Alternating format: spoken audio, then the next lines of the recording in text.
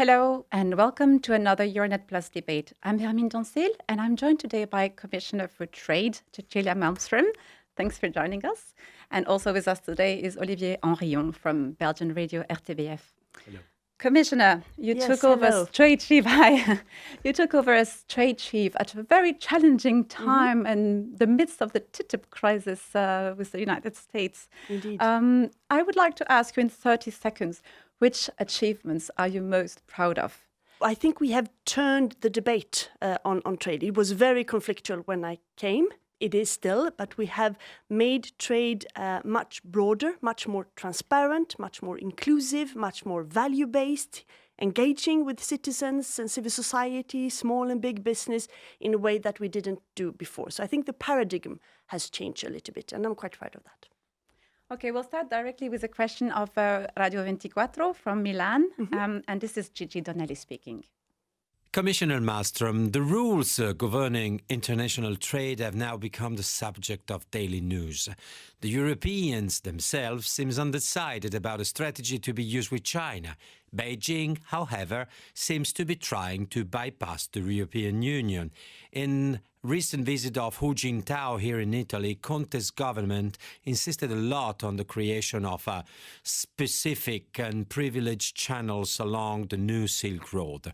So the question is, are they rhetorical artifices, or does this kind of bilateral dialogue tend to weaken the European Union and create problems for you who are in charge of the trade dossier? Thank you very much. Cecilia Malmström, basically this question is to evaluate the role of China in the midst of the crisis of the multilateral trade system. So what is the role of China? Well, China is a partner, but it's a complicated partner. And a lot of the tensions in the trade system are caused by China. Their specific form of state capitalism, massively subsidizing industries on their own, dumping international markets, forced technology transfer, cyber thefts, and so on. This is creating problems. And we are engaging with China for them to take more responsibility, to preserve the multilateral system. But we also need new rules in the WTO to address these issues. And we are trying to write them together with US and Japan.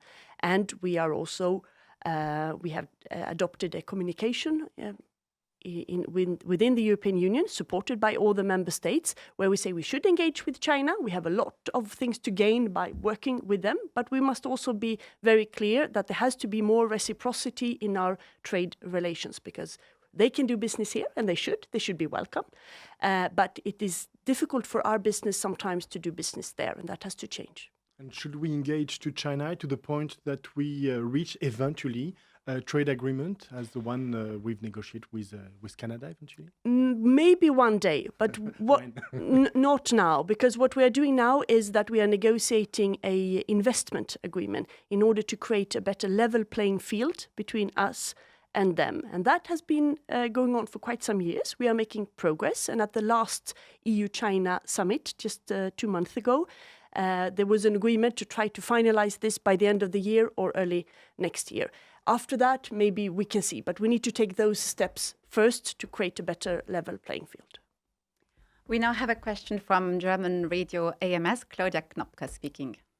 Hello, everybody. In Germany, we have a saying, if two quarrel, the third is happy. So can we be happy that the US and China are busy right now punishing each other with punitive tariffs and putting each other on blacklists? Are the punitive tariffs on German cars or other goods from the EU now only postponed, or are they even maybe off the table?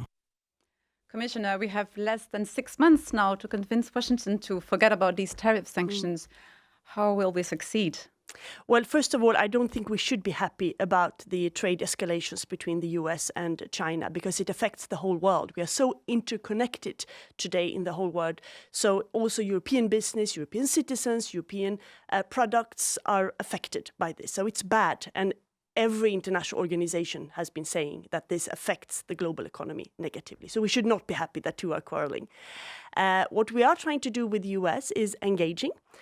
We disagree with the notion that our cars or car parts should be a threat to the national security. This is something that is important also for the US economy. 420,000 people in the US work in the EU car business. So we hope that we can find a positive agenda. We have said a limited trade agreement focused only on industrial goods, taking away tariffs, and some cooperation when it comes to conformity assessment, which means making it a bit easy to get access to each other's market when it comes to licensing, certification, regulations and standards, without changing our laws, but making it a little bit easier. And we are in discussions with the US on this. And at the same time, you received, the European Commission received a mandate from member states like a month ago to start the negotiation with the United States for a trade agreement. But so far, nothing really happened. Why? Well, on the limited trade agreement on industrial goods, we have not started negotiations yet. We are ready, so whenever the US is ready, we can start. We have started to discuss, as I said, conformity assessment and technical cooperation, standards and so on. That has been going on for quite some time. It's quite complicated because you need to define what can you do within your respective legislation, but still facilitating. So there is a constant dialogue, and we are ready to start the real negotiations whenever the US is ready. But how can we trust the American at the same time? Because we've just seen that President Trump decision to impose new tariffs with Mexico, while at the same time they just negotiated a trade deal a few months ago. So how can we trust the United States? Well, it's true that the US administration is a bit unpredictable, but we have to trust the agreement between President Trump and President Juncker. As long as we are negotiating, there will be no additional tariffs, and that has held so far. Should that change, we are, of course, ready to take measures as well. We have internal preparations of lists to take countermeasures and impose also us tariffs to the US. I hope that is not going to be the case, because we have much more to win to talk to each other and try to make trade easier than to throw tariffs to each other. But there is an agreement, and so far that has held. We now have a question from Poland. Patrice Wierzga is also asking about China. He's from Radio Polskie. Will the next European Commission be marked by trade wars? What consequences does the US and China trade war have to face for Europe? Commissioner, is it the future of trade is going to be very, very aggressive, and what impact on the EU? What can we fear from this China trade war? Well, the trade war and the trade escalations between the US and China are bad news for the whole world. It affects our economies negatively. And this is also warnings coming from World Bank, IMF, OECD, lots of think tanks. So it's not only the Commission's view. And many of our companies doing business with the US and China will be affected. And that can affect jobs, growth. We are out of the current crisis, but whenever there's a new crisis, this will play in negatively. So it's very worrying. I do not think everything will be solved for the moment, but the European Union is doing its utmost to try to calm tensions, to engage with other countries, to restore and strengthen the multilateral system, the WTO, and to build a network of friends who do support that network by bilateral trade agreements that we are doing, Japan, Canada, Mexico, Australia, New Zealand, etc., but also standing up to unfair trade practices. So I don't think it will go away until the end of this commission, but hopefully the situation will calm itself later next year. And should our industries worry that there will be more trade flow diversions towards the EU? Will we have to take new measures to protect They our are already industries? worried, and we are, of course, in constant contact with them to make sure that they tell us exactly what is happening on the field, how they affect those changing trade flows. We have taken action on the steel area. Many European jobs depend on steel, and of course with global steel tariffs imposed by the US, there has been a distortion of the market. So we have imposed safeguards on this to protect our own industry, and we are right now evaluating after almost 6 months, how is it working? Do we need to adjust? Do we need to change?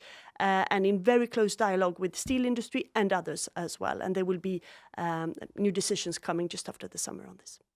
And if I may, there's kind of a new turn also in this war. I mean, after weaponizing tariffs, we see that now China and the US are weaponizing exports with, I think, electronic parts in the US and now in China, rare ores. What does that mean for us and the trade system? Well, it's a vicious circle because we have been trading for thousands of years, but it has gone more and more complex because with the technical development and European companies being so involved in global value chains, we need raw materials or technical equipments from the US, from China, and from many other parts of the world. And if that is becoming very expensive or very complicated, then of course you could look to other places. But if there are, like you mentioned, some of these rare minerals, if there are not other producers, it will affect us. And in the end, it will make products more expensive.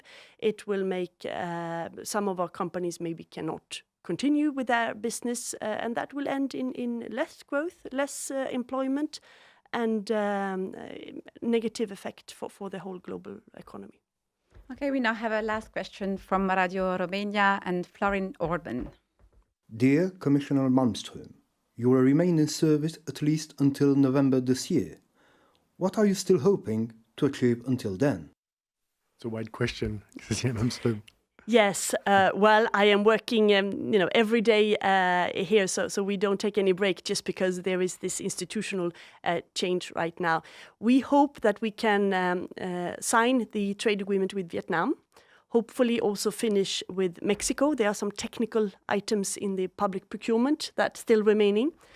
We hope that the Singapore agreement can enter into force. Hopefully, I can conclude negotiations with the 4 countries of Mercosur and advance as much as possible with others, Chile, Australia, New Zealand. Mercosur, we've heard this week, I think it's a Brazilian Minister for Economy who hoped that the negotiation would be concluded within 3 or 4 weeks. Would you agree on that? Well, I don't want to set a date because I've done that before and we've been negotiating for many, many years with them. But it is true that the last 6 months we have made enormous progress from both sides. So we are very close to the end. There are still some difficult, as always, items remaining and some sensitivities. Which one in particular? Well, in agriculture, obviously. And as a Belgian, you know that debate, of course. And that is sensitive because, of course, we want to open our markets, but we also know that there are sensitivities in the European sector. So that balance is tricky, but it's tricky for them as well. But we are in constant contact with the negotiators from Mercosur, and it is not impossible that we can conclude this before this commission leaves. But earlier you told us that one of your biggest achievement was that you managed to change the way that we trade in Europe, the fact that we were more engaging with citizens, there were more transparency. But when we talk about the Mercosur, we have the feeling here that there is a big fear. You were mentioning the agriculture sector, but in France or in Belgium. And indeed, it seems that this Mercosur trade agreement creates lots of fear within the population. Well, in most other countries, it creates a lot of expectations because, of course, Mercosur, 4 countries, Argentina, Brazil, Uruguay, Paraguay, with whom we have historical, cultural ties.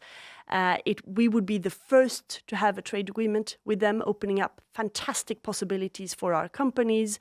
It is worth, only in tariffs, 4 times as much as Japan and Canada agreement together. So in most countries where I go, people ask me, so will you ever get this done? But we know that, especially in France and Belgium, there are some concerns related to the beef sector, for instance. And so I know that. I'm in dialogue with them, also with my colleague, Commissioner Hogan, responsible for agriculture. We know the red lines, but I think this can be a very, very good agreement. And you don't expect citizens to demonstrate as they did, for instance, with CETA a few months ago? Well, we haven't seen demonstrations for a long time against trade. But that's a right, of course, to do. But we have been engaging with civil society a lot on Mercosur, trying to be as transparent and inclusive as possible, listen to some of these concerns, and also making very clear that, of course, a reference to the Paris Agreement, a very strong chapter on sustainable development, will be part of that agreement. You've been pushing the values agenda quite far during your term. I'm thinking about gender and trade, sustainable development, torture goods. Yeah. but how far can you really go with values when interests are on the way? Well, that's a tricky way, of course, because you cannot change the whole world only by a trade agreement. And a trade agreement will not make a non-democratic country democratic overnight. That we have to realize. But trade can play its part. And we are the biggest trader in the world, the European Union. So we have a responsibility how we trade. This is what our citizens expect from us. This is what young people expect. How are the jacket I'm wearing, how is it made? By whom? Is it child labor involved? What are the conditions in that factory in Bangladesh or Cambodia or India or wherever? So we have a responsibility to try to push as much as possible, but of course based on international conventions that most countries of the world have signed. And we include them. And then with other countries, we can go a little bit further, like with Mexico, where we have a chapter on corruption in trade, which is unique. On Chile and New Zealand, we're also talking about gender and trade, where we think we can do some things to strengthen women's part in trade as well.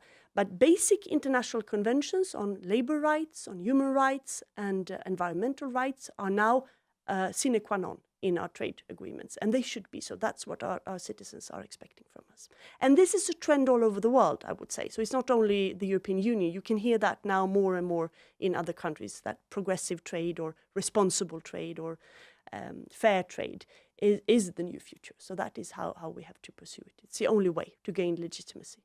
But does the EU trade policy have the tools to really make sure that this is being implemented, like in the case of Cambodia or I think Myanmar? Well, we are trying to sharpen those tools. We've been working very hard on that. In the case of Cambodia, we have announced that because of a massive deterioration of labor rights, human rights, etc., Cambodia risks to lose its beneficial access to the European market. So that is a process that has started. We have also engaged with South Korea, in a formal panel on labor rights in order to make sure that they live up to their commitments of incorporating the core ILO conventions, the International Labour Organization conventions, in their legislation. And we have seen some progress there as well. So yes, I think we have, but it's of course a difficult procedure because you need to use other tools as well of foreign policy. That's all the time we have for today. Thank you again to Cecilia Malmström for joining us, and thank you all for watching Euranet Plus. Thank you.